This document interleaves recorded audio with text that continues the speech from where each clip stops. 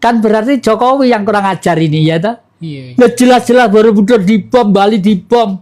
Yang ngebom siapa sudah jelas. Lah kok dinetralisir, tidak pernah terlibat dalam urusan politik yang negatif. Gak bener kan ini ya. Jadi kalau dianggap Jokowi itu terah PKI mungkin juga karena sudah diurut sama orang yang pernah tahu bahwa Jokowi itu di-cloning sekarang ini. Ada cloningannya. Ada cloningnya, katanya itu. Ada cloningnya 3. Pasti dicarikan orang, tapi kawannya yang hidup masih muda tahu. Kawannya yang hidup masih muda itu tahu. Jokowi dulu tuh andang-andangnya di sini, tidak di sini. Selalu kok di sini ya, tuh yang kedua. Kalau istrinya yang namanya Iriana, Iya. ya, itu kalau pergi ada pesta-pesta ndak gelem digandeng, itu berarti bukan Jokowi. Gandeng bojone kok ora gelem.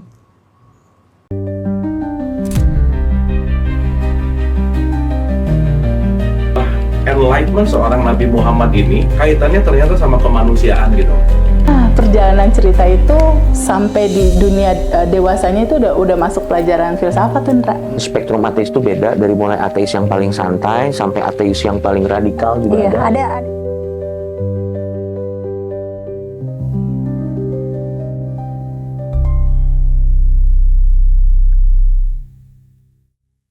Baik, Eyang. Ini saya lanjutkan pertanyaan dari Mas Hendra tadi. Nah, ini yang ingin saya tanyakan, Eyang, soal ijazah Jokowi. Nah, ini kan masih ini ya menjadi tanda tanya buat teman-teman semua ini. Kenapa nggak langsung ditunjukin aja gitu, Eyang? Ijazah kok terlalu berbelit-belit itu. Ini kan menjadi tanda tanya besar gitu. Yang pinter itu Jokowi. Ya. Yeah. Orang-orang yang mengatur sibuk hiruk pikuk perkara ijazah. Itu sebenarnya mungkin ya dibuat sedemikian rupa oleh Jokowi biar Jokowi tidak ketahuan apa yang dikeruk NKRI selama 10 tahun ini. Kalau menurut saya dia itu dicekel, ditangkap, dimasukkan penjara karena apa? Satu, merubah negara Pancasila menjadi negara liberal yang kapitalistik. Loh, orang Senayan mewakili 3.500.000 orang. Kok ya diem saja? Apa terhipnotis? Mestinya pikirannya ke situ. Kok disibukkan perkara ijazah palsu? Saya punya ijazah, tidak berpikir. Saya pikir adalah Jokowi itu siapa, bagaimana. Dan satu, yang kedua, saya itu kalau berpikir di samping saya punya tarot ya yang ampuh ya. Tarot saya itu sudah mengatakan dan selalu bertanya kepada kitab-kitab suci. Dan waktu itu di sekitar tahun 2008, orang tua-tua tuh kumpul di Trowulan. Ya, di sana masih ada almarhum Mas Permadi sarjana hukum. Sudah pesen pada saya, Dek, ojo ngantek Jokowi kok dadi presiden loh, Dek. Indonesia korat karet kacau balau. Persis dengan tarot yang saya buka. Waktu Jokowi menjadi presiden, masa terakhirnya itu akan gepu-gepuan rakyat dan bangsa ini. Buktinya betul kan? Di mana-mana permusuhan ini. Iya, kisruh kemarin nih. Kisruh kemarin di mana-mana, ya. Betul ternyata, ya. Tadi saya ceritakan kapan hari itu peristiwa Kanjuruhan, nggak diurus karena ada syaratnya. Saya ngerti wataknya orang Solo itu, ya. Korban di mana-mana dianggap banyak tidak banget ada. kemarin nih korbannya memakan banyak korban gitu kemarin nih. Oh iya. Iya. Dan dosa yang paling besar adalah di samping mengeruk kekayaan NKRI, lalu demokrasi Pancasila dirubah jadi demokrasi keluarga. Anaknya, keponakannya, cucunya segala macam difasilitasi semua dari dia. Loh, orang semua kok diem? Hanya disibukkan ijazah palsu. Bagi saya nggak penting punya ijazah atau tidak penting. Yang penting adalah apa yang dilakukan Jokowi. Itu. Berarti nggak penting ya? Iya, nggak penting. Yang penting gimana kepemimpinan Jokowi itu berarti ya? Ya, itu. Itu. Iya. Di dalam kultur leluhur kita, dulu nggak pernah ngurusi yang jadi raja harus sarjana ini, harus nggak pernah. Nggak pernah. Sing ketiban wahyu, boleh. Wahyu itu apa sih? Wahyu itu adalah Tuhan yang ada di dalam satu titik yang tak terbatas. Jadi gini kan ditulis V titik, lalu karena tak terbatas jadi V. Karena jumlahnya itu tak terhitung di jagat raya ini, lalu V itu jadi 2. Iya, iya. Jadi W atau W. Makanya disebut wahyu. Wahyu. W-A-Y-O. Artinya energi makro yang hidup untuk kepentingan kehidupan. Yang ada untuk kepentingan kehidupan. Iya, iya, iya. Nah, ini yang akhir-akhir ini kan ramai soal gelar pahlawan nasional Soeharto. Nah, menurut panjenengan pesan batin apa dari peristiwa ini? Apakah bangsa ini sedang belajar memaafkan atau justru sedang kehilangan keberanian untuk jujur pada sejarahnya sendiri? Nah, itu menurut Eyang gimana, Eyang? Lah inilah semua itu karena ulah Jokowi ya. Jokowi mengkondisikan sesuatu sehingga nanti dia ikut terus. Contohnya, sebelum dia lengser, kenapa dia menghimbau supaya Basir yang ditafsir santri-santri yang ngeboro-boro Budur dan Bali itu ya, itu dibebaskan dari semua tafsiran politik. Apa artinya itu? Kan berarti Jokowi yang kurang ajar ini ya toh? Iya. Nah, jelas-jelas Borobudur dibom, Bali dibom. Yang ngebom siapa sudah jelas. Lah kok dinetralisir, tidak pernah terlibat dalam urusan politik yang negatif. Gak bener kan ini? Ya. Jadi kalau dianggap Jokowi itu terah PKI mungkin juga karena sudah diurut sama orang yang pernah tahu bahwa Jokowi itu di-cloning sekarang ini. Ada cloningannya? Ada cloningnya, katanya itu. Ada cloningnya 3. Pasti dicarikan orang, tapi kawannya yang hidup masih muda tahu. Kawannya yang hidup masih muda itu tahu. Jokowi dulu tuh andang-andangnya di sini, tidak di sini. Selalu kok di sini ya, tuh yang kedua. Kalau istrinya yang namanya Iriana, ya itu kalau pergi ada pesta-pesta ndak gelem digandeng, itu berarti bukan Jokowi. Gandeng bojone kok ora gelem. Iya. Yang kemarin viral itu yang. Iya.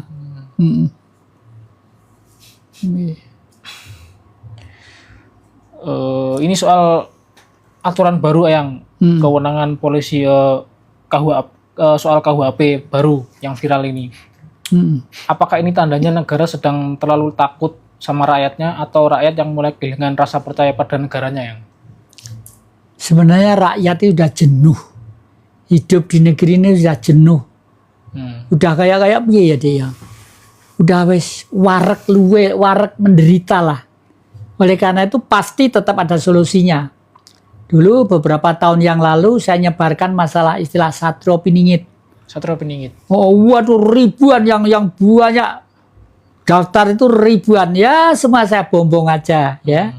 Tugas saya sebagai orang Jawa yang harus menyelamatkan NKRI dan dunia gitu. Tapi di antara peningit-peningit satu nanti itu pasti ada satu yang terpilih. Satu yang terpilih. Satu yang terpilih ya. Iya. Nggak ada satu perjuangan memerdekakan suatu bangsa itu dua bareng itu nggak ada. Bung Karno pun ada, Bung Hatta, ada Syahrir, ada macam-macam itu kan ikut berjuang. Tapi wahyu yang peroleh adalah Bung Karno. Nah ini juga begitu nanti. Orangnya sudah lahir. Orangnya itu sudah mempunyai kitab suci untuk tahun 3000 yang akan datang. Kitab suci untuk tahun 3000 yang akan datang. Loh, kok kitab suci apa itu nabi? Nabi itu apa sih, Dik? Nabi itu kalau menurut ensiklopedia bahasa, artinya pemimpin. Setiap kurun waktu tertentu pasti lahir seorang pemimpin. Tahun 2000 yang lalu, tahun 2000 tahun yang lalu lahir seorang pemimpin. Mereka menyebut Tuhan Yesus. Tahun 1400 tahun yang lalu lahir seorang pemimpin yang namanya Nabi Muhammad. Tahun 1901 lahir seorang pemimpin yang namanya Bung Karno. Dan bukunya di bawah bendera revolusi Sarinah dan lain sebagainya. Nanti tahun 3000 ada lagi pemimpin. Itu sudah hukum dunia itu. Bahkan tahun 3000 itu sesuai dengan modernisasi, kitab-kitab suci itu hanya 1 lembar. 1 lembar. 1 lembar. Kalau pengen masuk surga hanya 1 lembar. Dijelaskan di anak sekolah dasar itu sudah nggak perlu ngapalnya ayatin, nggak perlu, sudah masuk dalam hatinya. Akhirnya ngelakoni dengan kepribadian dan budi pekerti yang baik. Itu akan begini. Lalu dia menulis juga kitab suci 1 kontainer dan ilmu politik 1 kontainer diringkes jadi 1 lembar. Ikut Tuhan apa ikut setan? Dan ini justru mereka itu, dia itu ya mendapat penghargaan dari Rusia, dari Cina, dari Jepang, dari Jerman, dari itu. Nggih. Nah, ini soal reshuffle pemerintahan kemarin yang banyak korban berjatuhan setelah pemerintah ganti menteri yang baru kemarin yang.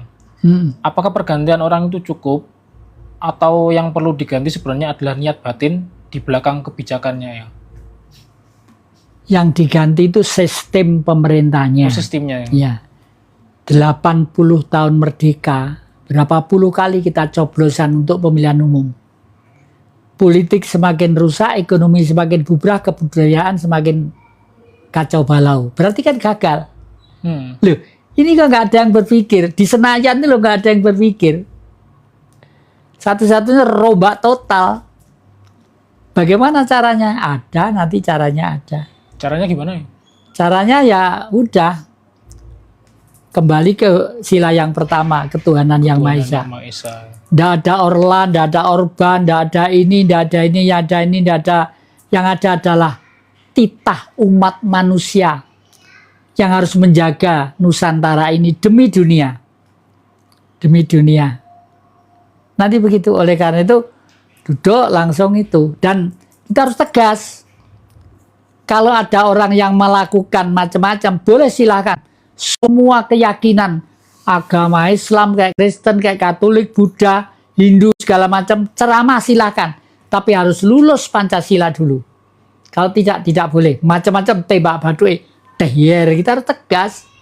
Cina itu berhasil karena tegas. Korupsi, bawa ke lapangan, tembak gitu, teher gitu.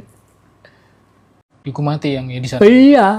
Berarti kita tuh harus mencontoh Cina ya? Iya, Cina itu justru mengeterapkan teorinya Bung Karno di Cina sana. Oh, itu teori Bung Karno itu? Iya, namanya Marxisme. Marxisme. Nah, di sini waktu Orde Baru dulu, Marxisme sangat dibenci. Siapa yang benci? Sebenarnya Amerika. Lewat pimpinan Orde Baru. Oleh karena itu, kelompok-kelompok kekuatan Marxis waktu itu, tidak ada yang mencuat ke permukaan, tangkapi semua. Saya aja yang ngotot. Yang jadi yang ngotot dulu? Iya, saya pegawai negeri pada waktu itu. Tapi saya tidak mau tanda tangan anggota Golkar. Ya. Waktu itu menterinya penerangan itu Jenderal Ali Murtopo. Terus pergi ke Malang. Jat, dalam Pak. Begitu itu. Kan melu Golkar, kabeh pegawai negeri saya Indonesia itu loh. Melok Golkar kabeh, kowe kok gak gelem gitu loh. So tak apusi deh, Mas Jenderal. Aduh Pak, saya tuh punya istri itu cantik. Wah, kayak idola saya, kayak Sembodro Pak. Pipinya dekik, rambutnya dua gitu. Teman saya sekolah di IKIP. Itu. Nah, saingan saya itu naik hardtop. Saya naiknya sepeda pancal aja. Tapi dia cinta dengan saya gitu. Karena bapaknya seneng dengan saya. Saya khawatir kalau nanti itu saya ikut Golkar, istri saya diminta lagi sama mertua saya. Gak mungkin loh. Rumahnya dekat kok Pak, mertua saya. Di mana? Di Jalan Lawu. Ya wes, aku ndak pulang loh ya. Penerangan dulu di PLN sini. Aku ndak pulang, aku turun yang Hotel Pelangi sesuk jam itu ya. Nggih Pak. Nah, setelah itu saya nggak ke mertua, ke kantor PDI. Waktu itu saya PDI, Golkar, P3, Golkar, PDI waktu itu ya. Mas, buatkan saya kartu PDI. Loh, Dek, piye ta Dek? Kowe iki anu kok apa? Pegawai negeri enggak apa-apa Mas. Benilah aku. Terus setelah itu Pak Ali Murtopo pagi datang. Wes Jat, sampun Pak kan wartawan wis siap gini kabeh. Wes nanti Jat. Ini loh Pak. Loh, piye ta kuwi? Kon golek kartu Gorka kok malah PDI. Piye kowe iki karepmu kuwi? Lho Pak, nuwun sewu ya. Saya waktu pegawai negeri, KTP saya itu Islam. Saya disumpah belakang sini Al-Qur'an semua. Yang numpah kantor urusan agama. Saya sumpah kepada Allah, tidak kepada Pak Harto. Kalau saya mau dipecat silahkan, mau ditembak silahkan. Harus berani, Dik. Bener itu harus berani. Lah bener kok enggak berani. Hormati leluhur lah bener kok enggak wani. Salah dhewe uripe soro. Ya itu, ya. Berarti dulu dapat banyak ancaman dulu yang. Waduh wes. Terus saya diskores harus masuk tapi tidak boleh kerja. Karena kalau pegawai penerangan tuh kerjanya sampai seluruh kabupaten, kadang-kadang di luar yang ngarang Klomen Capir apa itu saya. Saya termasuk 10 besar pegawai yang berprestasi waktu itu. Berprestasi. Nah terus, tapi saya suruh masuk tidak boleh kerja. Nah saya yang sakit teman saya laki perempuan bekerja kemana-mana, gajinya tetap, saya masih nggak mau lagi Dek. Waktu itu ada kampanye partai PDI di Pasar Belimbing. Saya pakai pakaian korpri, terus saya bilang, Mas, saya minta waktunya seperempat jam aja tak pidato. Loh Mas, itu Mas Jati, gue pakaian korpri pidato dengar PPDI, nggak apa-apa lah gitu. Dulu kalau PDI sudah kampanye gitu, wah bedel iki ngene kabeh, Dek. Oh, bawa supaya senjata, sing pidato iku wedi, ya toh. Begitu aku gawe pakaian korpri pidato. Wah, lah kok tentara-tentara bedel-bedel iki kabeh iki malah dicangklong melok keplok-keplok merdeka. Dukung Eyang gitu ya? Iya. Makanya sekarang kalau belanja ke Pasar Bimbing tuh saya tuh sering gratis malah wekagu. Iki Mbak Jati, Mbak Mundo Topo silakan. Kayak enak mereka jualan. Kenal semua berarti yang Iya. pasar gitu ya.